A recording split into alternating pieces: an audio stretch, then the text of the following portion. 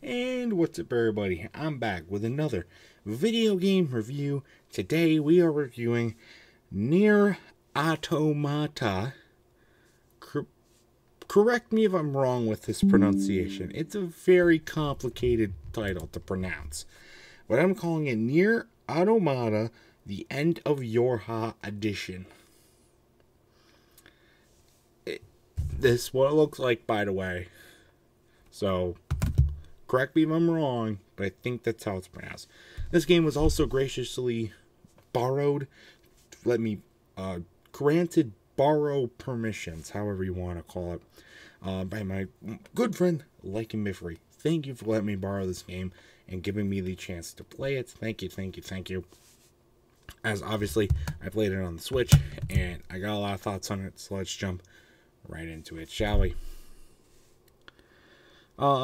Generally, I have to say, this game feels very much like a Bayonetta ripoff or a Bayonetta clone. I don't believe these games, these two types of games, or I guess these two games, are connected in like a similar universe. Because Bayonetta is more of kind of just like that religion-esque, holistic feel. This is much more of a down-to-earth, technical type feel to it. But they definitely do have a lot of the similar structures. They're both like combat-styled games, pretty realistic graphics, but kind of in just this like hyper unrealistic type world area with a female lead character and kind of set in just like this super time period. You know, there's not a whole lot of story, stuff like that. Another similarity, this girl looks good. Not as good as Bayonetta, though. Let's make that distinction. Bayonetta's still number one, and will probably be number one for quite a while. But this girl, 2B, she looking good. I gotta say, good work on her. There definitely is, though, another difference, though, is that while it's still very combat-oriented, there is more of a story to it. You know, Bayonetta has a story to it, obviously, but like I've said in the reviews, it doesn't feel like the main purpose of the game. You jump from level to level, and it's just boom, boom, boom, boom, boom, combat. And when there is some cutscenes, this game feels a little bit more, how do I say it, meshed together. It's not just heavy combat, and then you sit there and watch a cutscene. Heavy combat, sit there and watch a cutscene. No, it's kind of more blended together, and I definitely do like that. So, it's not as accelerated. And like I said, Bayonetta is a great game. But this one does that good too. And the combat overall, though, when there is combat, is fun. There's a lot of like buttons and button combos and timing things to remember, though.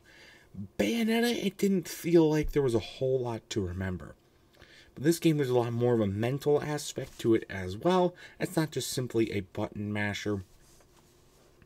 So you get kind of caught up thinking about, oh, I gotta press this button, I gotta press this, do this, and this. So that can get a little overwhelming.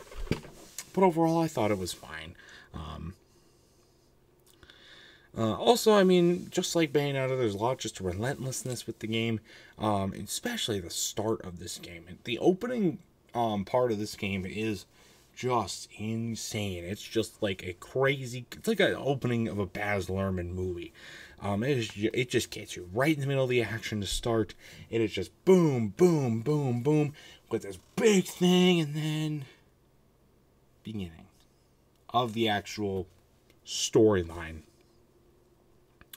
It's definitely a good way to hook the audience and give a good grasp. It definitely confused me, though, having never played one of the games in this franchise before. But I definitely still think it worked good. So, overall, I gotta say, like I said, the Bayonetta games are still better than this one. But as far as, well, I guess this is the only true attempt at a ripoff. I don't know if they took any inspiration from Bayonetta either, okay? There are definitely some things that they did good differentiation-wise. There's some good mechanics that are not in Bayonetta, but it definitely has the same framework, definitely the same structure. And if you played Bayonetta games, and then you play this game, it is 100% noticeable. So much noticeable. So, you know, it's still pretty good, though. Still pretty good. Not like a superb game, but it's still pretty good. So, my final score for what I'm going to call again, NieR Automata, End of the YoRHa edition. I'm going to have to give it a good, we'll give it a 6. It's not perfect by any means, but I enjoyed it. Not necessarily my favorite game, and I probably wouldn't play it again. I would need to hear some better viewpoints from other people that have played games than me, this one or others in the series, to get enticed to play another one. That's what I'll say.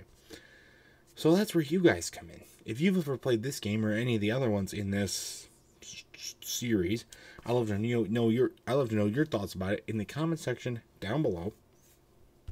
And that's going to do it for this video, though. So stay tuned for much more amazing content, including more game reviews and other awesome stuff. Until next time, I'll see you guys later. Goodbye.